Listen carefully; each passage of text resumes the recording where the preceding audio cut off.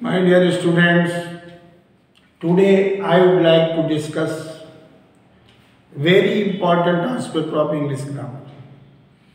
आप लोग इसको ध्यान से समझ लें कि प्रायः छोटी छोटी गलती वाक्य की संरचना में हो जाती है। वाक्य लिखते हैं और गलती समझ में भी नहीं आती। ऐसा प्रतीत होगा कि सेंटेंस बिल्कुल करेक्ट है, लेकिन वो माइन्यूट एरर आपको बहुत पीछे ले जा सकती है।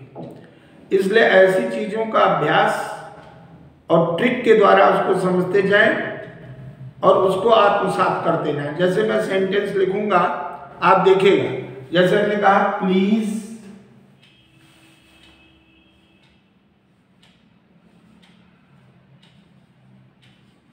Credit,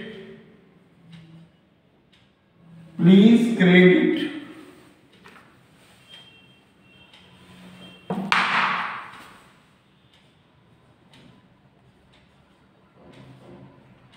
this amount, please credit this amount to my name। अब ये सेंटेंस ध्यान से देखिए, please credit this amount to my name. देखने में लगता है कि चलो please credit this amount to my name, मेरे नाम से इस क्रेडिट अमाउंट को क्रेडिट कर दिया जाए, लेकिन ये टू माई नेम अगर ध्यान से देखेंगे तो गलत है। यहां पर ये नेम की जगह क्या होना चाहिए, please credit this amount to my account. अगर यहां पर अकाउंट शब्द करते हो तो ये सही हो जाएगा, ये गलत होगा और ये सही। और सिंपली ये दिखता है कि चलो ये सही है। जैसे हम कहते हैं, अब इसी प्रकार से कॉमन एरर के वाक्य देखिए, there is a lack of poverty. Sentence के थ्रू आप कॉमन एरर पकड़ेंगे, there is a lack of poverty. अब ऐसा प्रयोग हो गया तो ये लगता है there is lack of poverty, तो लगता है कि भाई वहां पॉवर्टी का अभाव है। लैक माने अभाव तो हो, लेकिन ये विसंगति पूर्ण है, ये गलत है। लैक जो होता है वो मूर्त रूप वाला होता है, अर्थात एब्स्ट्रैक्ट नाउन ना हो। ये एब्स्ट्रैक्ट नाउन के पहले लैक का प्रयोग ना, लैक ऑफ पीपल, लैक जो मूर्त रूप में हो, जिसका फिजिकल एक्सिस्टेंस हो, उसमें लैक लगा। और अगर एब्स्ट्रैक्ट थिंग है, एब्स्ट्रैक्ट चीज है, तो आप उसमें लैक का प्रयोग कदापि ना करें। तो क्या करें फिर, लैक की जगह कर दें absence.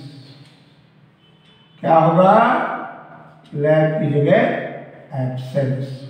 There is absence of poverty. Lack गलत और एब्सेंस सही।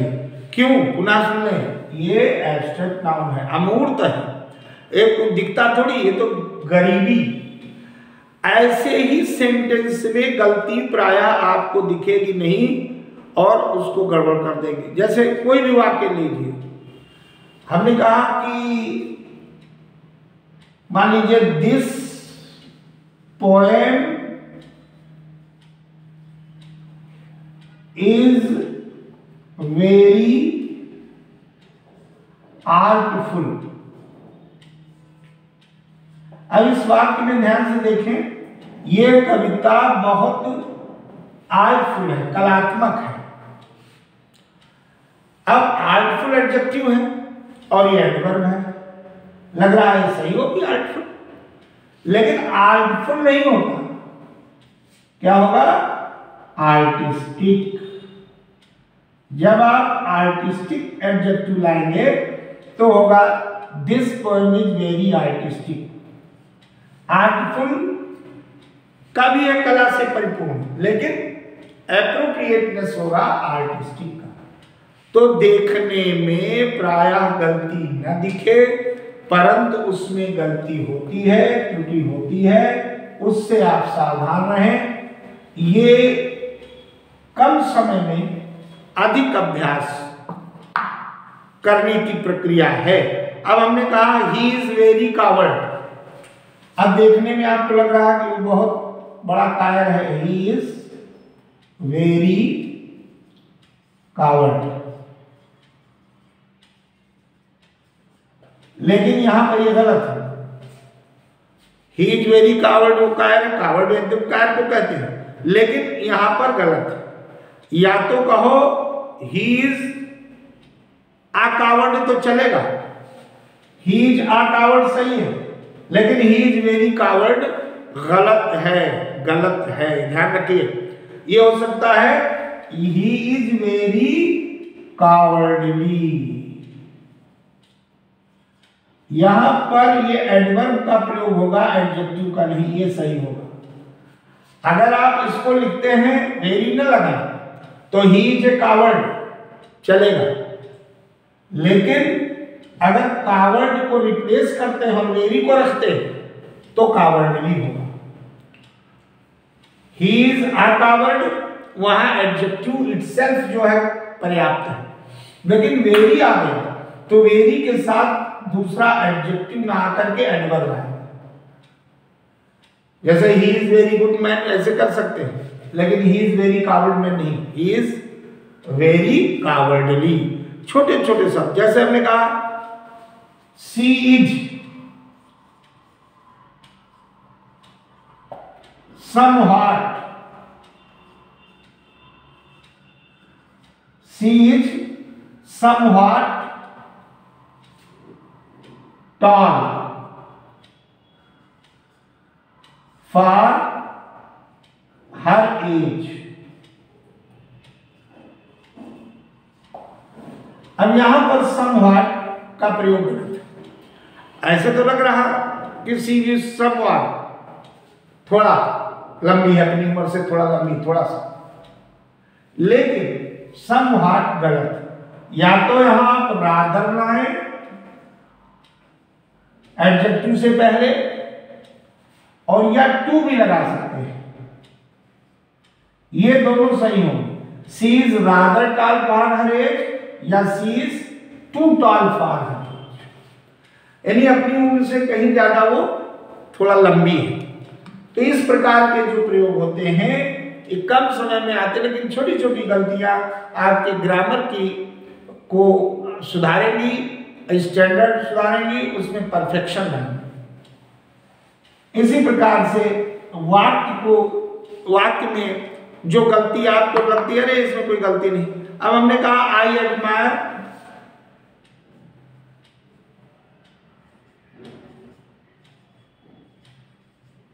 हर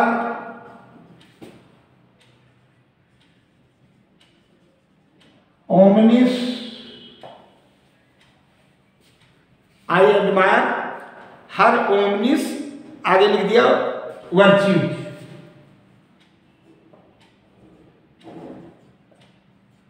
अब देखने में लगता है ठीक तो है, जैसे चाइल्डिश, ओमिनिस, वॉइस, ये एडजेक्टिव और ये नाउन है, एब्स्ट्रैक्ट नाउन। तो यहां पर आपको ओमिनिस गलत, उस जब इसके पहले जब आएगा तो एडजेक्टिव तो आएगा, लेकिन एडजेक्टिव ओमिनिस ना करके ओमेनली आएगा। क्या आएगा? Womanly virtues. यहां पर जो एडजेक्टिव आएगा उसको हो जाएगा womanly virtues. I admire her womanly virtues. इसको बहुत ध्यान से ऐसे वाक्यों को करें, छोटे छोटे। हम लोग कहते हैं it is a historical event. अब लिख देते हैं, बोल भी देते हैं कॉलोकियल लैंग्वेज में, लेकिन जो भी मूर्त रूप होता है उसमें हिस्टोरिकल आता है। ये एडजेक्टिव है, लेकिन गलत एडजेक्टिव। अगर यहां पर हम कहते हैं हिस्टोरिक तो सही हो जाएगा। कैसे इसको एक्सप्लेन करोगे कि हिस्टोरिकल मॉन्यूमेंट कोई मूर्त रूप है, फिजिकल एक्सिस्टेंस, तो हिस्टोरिकल लगाओ। अगर अमूर्त है, नॉन फिजिकल है, एब्स्ट्रैक्ट है, तो हिस्टोरिकल ये एडजेक्टिव लगेगा। यानी ये गलत और इसमें ये सही। तो कम समय में ज्यादा लाभ, इस बाय दिस वे आप in order to strengthen the standard of grammar to bring forth accuracy in your preparation, आप ला सकते हैं वाक्य को लिख करके और उसको। अब जैसे हम लोग कहते हैं कोई भी चीज सामने आई तो उस चीज को हमने कहा तो बहुत ध्यान से, जैसे हमने कहा a lot of man suspect, a lot of man मतलब होगा वो बिल्कुल, आप ये समझ लीजिए पर्यायवाची और एक साथ, लेकिन फिर भी गलत है। A lot of man suspect, suspect माने शक करते हैं। A lot of man suspect the existence of God, the existence of God. अब सस्पेक्ट माने संदेह करते हैं।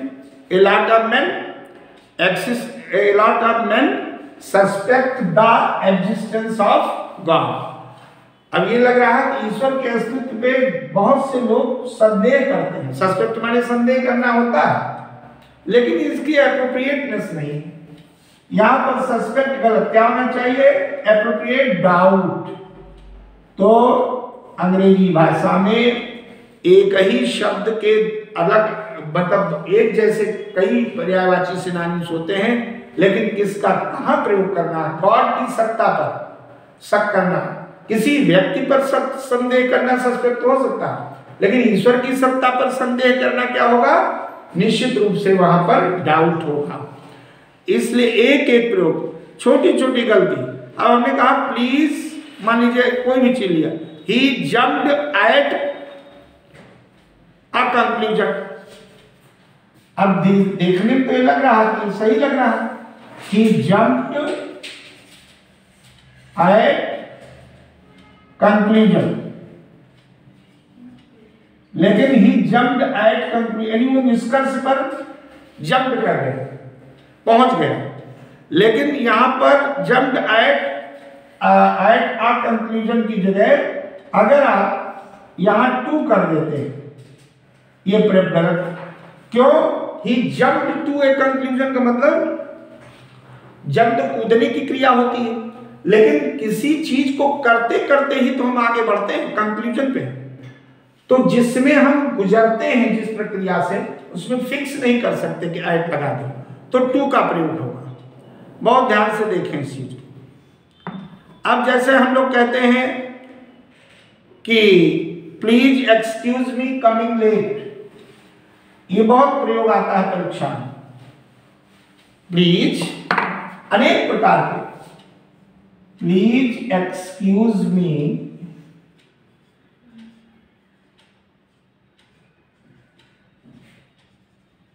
Coming late. अब इस वाक्य में देखने में लग रहा है अरे भाई मुझे देर हो गई, देर आने के लिए क्षमा करें। लेकिन जब भी ये एडजेक्टिव है, एडजेक्टिव से पहले कमिंग आया, अब हालांकि यहाँ एडवर्ब के रोल में है, तो कमिंग आया तो कमिंग जीरंड हो गया। जीरंड का मतलब वर्बल नाउन, आईएनजी फॉर्म को जब आईएनजी फॉर्म मुख्य क्रिया के रूप में नहीं आती तो उसको जीरंड या वर्बल नाउन कहते हैं। तो इसका नियम है कि भाई मी नहीं आएगा, पसेसिव प्रोनाउन आना चाहिए। क्या आना चाहिए? पसेसिव प्रोनाउन आना चाहिए। और पसेसिव प्रोनाउन क्या है? माई। तो मी की जगह मी गलत, क्या आना चाहिए? माई कमिंग है। कभी भी जीवन से पहले ऑब्जेक्टिव फॉर्म नहीं आएगा, ध्यान रखें, सदैव पजेसिव फॉर्म आएगा। पॉजेसिव फॉर्म ही केवल अलाउ है और कुछ नहीं। अब जैसे कहते हैं, हमने कहा सी दिस वर्ड, मान लीजिए सी दिस वर्ड, आप लोग नोट कर लें, और उसके आगे हमने कहा in the dictionary, see this word in the dictionary, see this word in the dictionary. देखने में तो लग रहा है भाई इस उसको डिक्शनरी में देख लो ऐसा प्रतीत होता है कि डिक्शनरी में शब्द सी करो देखो, लेकिन देखना, कोई चीज को सामने देखा सी, आई सी। अब सी तो बड़ा कॉम्प्रिहेंसिव वर्ड है, पारिभाषिक सी माने समझना भी होता है, सी माने आंखों से देखना भी होता है, आई सी विद माई आईज। लेकिन यहां पर डिक्शनरी में खोजना, उसको एकदम से नहीं देखना, पलट के देखना पड़ेगा। तो ऐसी स्थिति में क्या आएगा, लुक अप, क्या आएगा, लुक अप। सी एकदम इसका भी वही मीनिंग, इसका भी वही मीनिंग, लेकिन अंतर सी डायरेक्ट किसी चीज को देखना आंखों से, लुकअप में पहले आप खोजेंगे, उसको ढूंढेंगे, तब कर पाएंगे।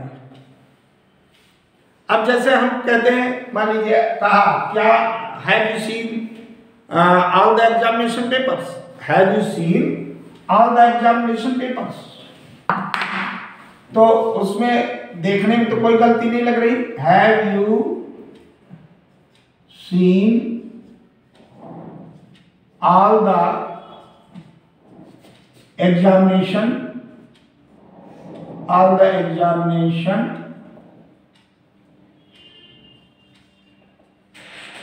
all the examination papers। आप देखिए, आप समझेंगे कि इसमें कोई गलती नहीं, क्योंकि सीधे सीधे कहा have you seen all that, क्या आपने सारे एग्जामिनेशन पेपर्स देख लिए हैं। तो भाव ये आया कि भाई सीन तो हमने कहा ना डायरेक्ट देखना। अब आप सोचेंगे यहां पर कर दिया जाए हैव यू लुक्ड अप, तो वहां पर आपको examination paper looked up allow नहीं होगा। आप उस एग्जामिनेशन पेपर को एग्जामिन कर रहे हैं, तो इसलिए सीन की जगह अप्रोप्रिएट होगा एग्जामिन्ड। क्या होगा, examined. Have you examined all the examination paper, जब आप ये लिखेंगे तब बिल्कुल सही होगा। तो ये ध्यान रखें कि किसी भी चीज को जब जिस भाव में कहा जाए उस भाव में करें। ऐसे अनेक चीज, जैसे हमने कहा कि कोई भी चीज ले लीजिए, हमने कहा कि he is our mutual friend. अब म्यूचुअल माने एक हम लोग परस्पर मित्र हैं, तो ऐसा लगता है कि इसमें कोई गलती ही नहीं, he is our mutual friend. लेकिन आप जब इस पे विचार करेंगे, he is our mutual friend, तो म्यूचुअल तो दो के बीच में है। आपने कहा वो हमारा म्यूचुअल फ्रेंड है, तो म्यूचुअल की एप्रोप्रिएटनेस नहीं है, common friend, he is our common friend.